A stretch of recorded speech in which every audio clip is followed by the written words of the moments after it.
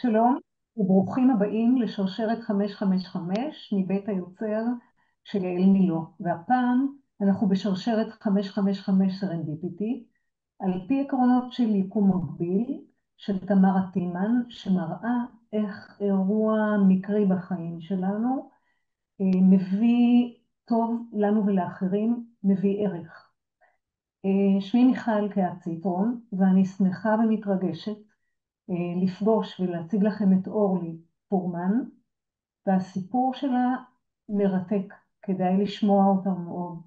אורלי מנהלת פרויקטים בהייטק, מעצבת תכשיטים, ומעבירה הרצאה בשם תיבת האוצר שלי. וכמו שהאירוע הוא תיבת אוצר בשבילנו, כך גם ההרצאה שלך. אז אני מזמינה אותך לספר על עצמך קצת. אז קודם כל, תודה, מיכל, שהזמנת אותי לרעיון משותף, ממש כבוד ואני מתרגשת. ונעים מאוד, אני אורלי פורמן, ואני מנהלת פרויקטים בעולם ההייטק, בתחום הטלקום, מעל 25 שנה, ולצד זה אני מעצבת תכשיטים גם כ-25 שנה. ובעצם הסיפור שלי התחיל, אני חושבת, אי שם בחורף אחד, אחרי, לי ולאמא שלי היה ככה בילוי משותף בשבת בבוקר, היינו יושבות ומבריקות את כלי הכסף בבית. וככה יושבות ומבריקות, ותמיד היו הרבה סיפורים סביב זה.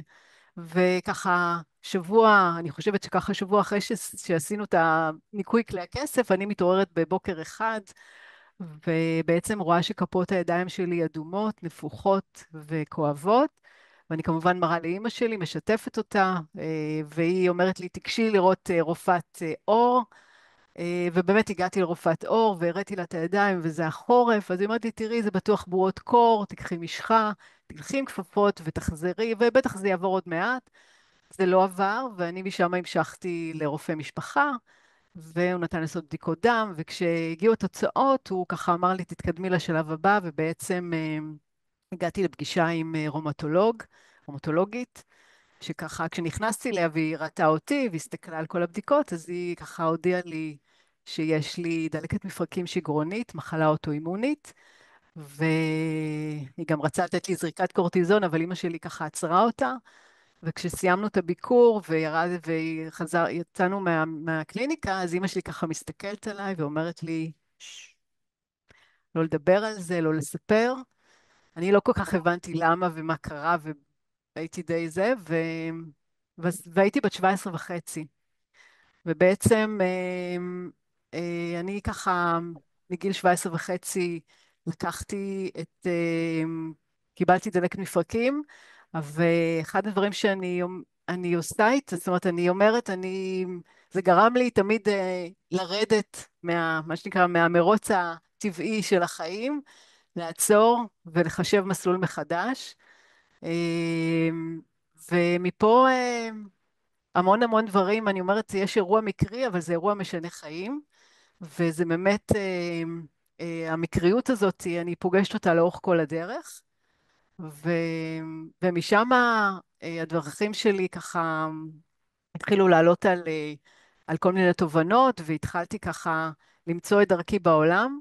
אמנם בתחילת הדרך לא כל כך התחברתי לטייטל של הדלקת, היא הייתה פה, אני הייתי שם, ואני חושבת שלקח לי כמה שנים, הייתי תמיד כמו כל אירוע בהתחלה שהוא קצת מזעזע ולא מובן, אנחנו בסוג של הכחשה ולא מתעסקים איתו, ודחיינות וכל מיני כאלה, ובת יענה וראש בפנים, אבל לקח לי כמה שנים, וברגע שהבנתי שאין ברירה, אה, אחרי ביקור, אחרי שאני רואה שהגוף מתחיל לשנות, הכאבים מתחילים להתגבר, ואני כבר ממש מתחילה להיות מוגבלת בתנועה, והרבה דברים, פעילויות יומיומיות, אני מתקשה בהם, והייתי גם בחורה צעירה לפני גיוס, זו גם הייתה שאלה האם להתגייס, כן, לא, ברור שהתגייסתי, אבל זה היה מאוד מאוד בסימן שאלה.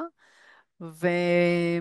וברגע שהייתי בביקור אצל הרופא, אחרי שתרופות לא עזרו לי, והייתה לי אופציה אחרונה, אז הבנתי לרפואה אין הרבה מה לעשות, ואני צריכה להתחיל לפעול, שזה מה שנקרא לקחת את המושכות לידיים, ומפה לקחתי את המושכות לידיים, ודבר הראשון שעשיתי זה בעצם לקבל את מה שיש, להתחבר לזה, ולקחת את זה, ולקחת את זה קדימה.